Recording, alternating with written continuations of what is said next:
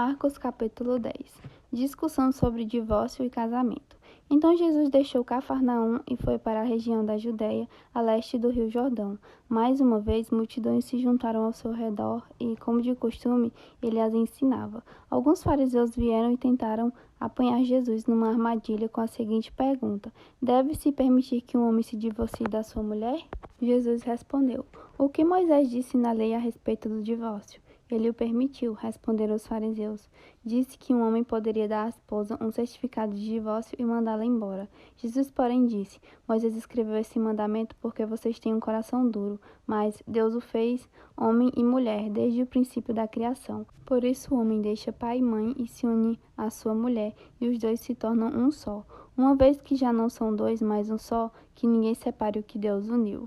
Mais tarde, quando Jesus estava em casa com seus discípulos, eles tocaram no assunto outra vez. Jesus respondeu: quem se divorcia de sua esposa e se casa com outra mulher comete adultério com ela. E se a mulher se divorcia do marido e se casa com outro homem, comete adultério.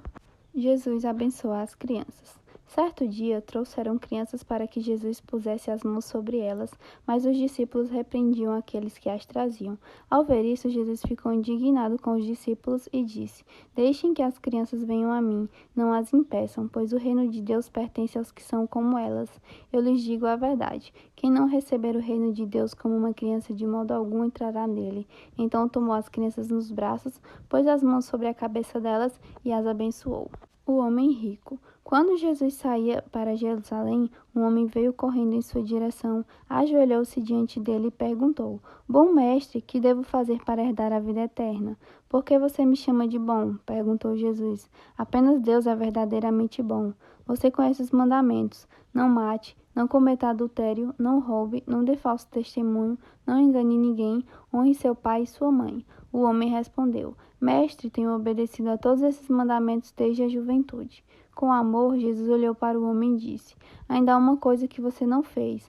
Vá, venda todos os seus bens e dê dinheiro aos pobres. Então você terá um tesouro no céu. Depois venha e siga-me. Ao ouvir isso, o homem ficou desapontado e foi embora triste, pois tinha muitos bens.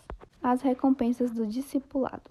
Jesus olhou ao redor e disse a seus discípulos: como é difícil os ricos entrarem no reino de Deus. Os discípulos se admiraram de suas palavras, mas Jesus disse outra vez: filhos, entrar no reino de Deus é muito difícil. É mais fácil um camelo passar pelo buraco de uma agulha que um rico entrar no reino de Deus.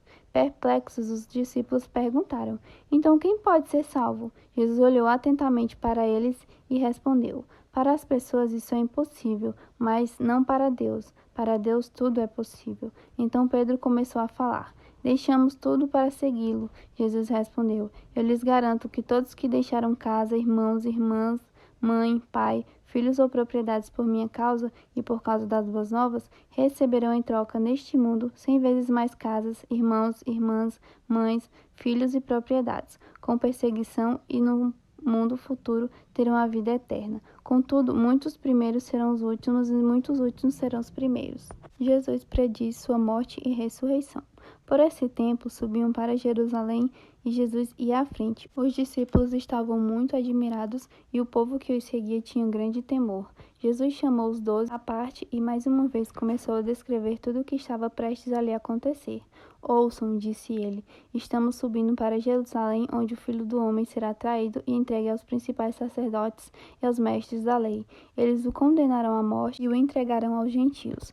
Zombarão dele, cuspirão nele, o açoitarão e o matarão, mas depois de 3 dias ele ressuscitará. Jesus ensina sobre servir a outros. Então Tiago e João, filhos de Zebedeu, vieram e falaram com ele: Mestre, queremos que nos faça um favor. Que favor é esse? Perguntou ele. Eles responderam: quando o Senhor se sentar em seu trono glorioso, queremos nos sentar em lugares de honra ao seu lado, um à sua direita e outro à sua esquerda. Jesus lhes disse: vocês não sabem o que estão pedindo. São capazes de beber do cálice que beberei? São capazes de ser batizados com o batismo com que serei batizado? Somos, responderam eles. Então Jesus disse: de fato, vocês beberão do meu cálice e serão batizados com o meu batismo.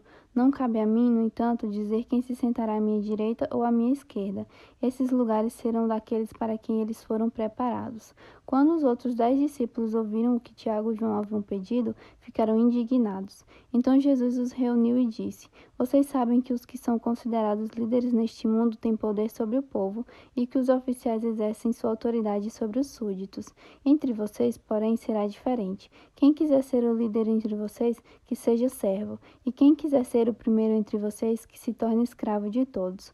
Pois nem mesmo o Filho do Homem veio para ser servido, mas para servir e dar sua vida em resgate por muitos. Jesus cura o cego Bartimeu.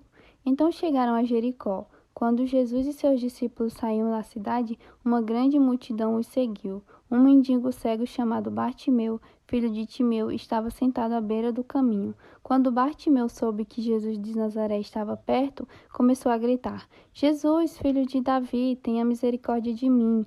Muitos lhe diziam aos brados: Cale-se. Ele, porém, gritava ainda mais alto: Filho de Davi, tenha misericórdia de mim. Quando Jesus o ouviu, parou e disse: Falem para ele vir aqui. Então chamaram o cego.